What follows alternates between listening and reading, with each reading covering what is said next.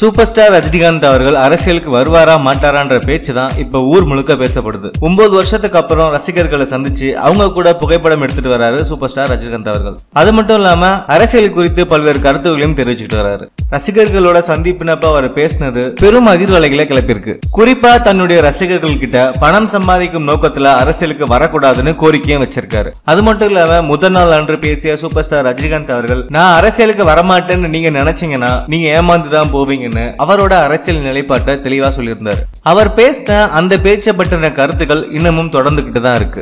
இதுக்கு நடுவுல இன்னைக்கு கடைசி நாளா ரசிகர்களை சந்திச்ச சூப்பர் ஸ்டார் ரஜினிகாந்த் அவர்கள் ரொம்பவும் உற்சாகமா பேச ஆரம்பிச்சார். அதுல அவர், நான் ஒரு பச்சை தமிழனும் தெரிவிச்சிருந்தார். வேற ஒரு மாநிலத்திலிருந்து வந்த என்ன தமிழனா மாற்றினது நீங்க தான் சொல்லியிருந்தார். அது மட்டும் இல்லாம திமுகவோட செயல் தலைவர் ஸ்டாலின், நாம் தமிழர் கட்சி தலைவர் சீமான், பாமகவின் இளைஞரணி தலைவர் அன்புமணி, விடுதலை சிறுத்தைகள் கட்சி தலைவர் திருமாவளவன் ஆகியோரை ரொம்பவே பாராட்டியும் பேசினாரு. அது மட்டும் இல்லாம இந்த அளவுக்கு திறமையான அரசியல்வாதிகள் நம்ம நாட்டுல இருந்தாலும் நிர்வாகம் ரொம்பவே கிட்டு போயிருக்கணும், சிஸ்டம் சரியில்லைன்னு சொல்லியிருந்தார். மேலும் நான் என்ன பேசினாலும் அது ஒரு சர்ச்சையாகிடுது, அப்படி இல்லனா அதுக்கு ஒரு பெரிய எதிர்ப்பு கிளம்பிடுது. எதிர்ப்பே இல்லனா நம்மளால வாழ்க்கையில முன்னேறவே முடியாதுன்னு தன்னுடைய எதிர்ப்பாளர்களுக்கு சூப்பர் ஸ்டார் ரஜினிகாந்த் அவர்கள் ஒரு பஞ்சும் சொல்லியிருந்தார். மேலும் தன்னை தமிழனா மாற்றுவது தமிழர்கள் தான், நான் ஒரு பச்சை தமிழன், என்ன இங்கிருந்து போன்னு சொன்னீங்கன்னா நான் எங்க போவேன், அப்படி போறதா இருந்தா இமயமலைக்கு தான் போவேன்னு சொல்லியிருந்தாரு.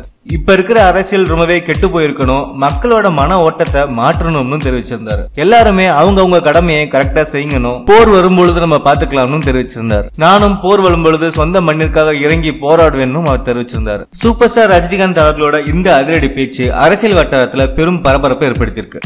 இந்த செய்தி பற்றின லேட்டஸ்ட் அப்டேட்டை நீங்க உடனே தெரிஞ்சுக்கணும்னா மித்ரா கிரியேஷன் சேனலை சப்ஸ்கிரைப் பண்ணுங்க. இந்த வீடியோ பிடிச்சிருந்தா லைக் பண்ணுங்க, ஷேர் பண்ணுங்க. இந்த வீடியோ பற்றின கருத்துக்களை கீழே கமெண்ட்ஸ்களை பதிவிடுங்க. நன்றி.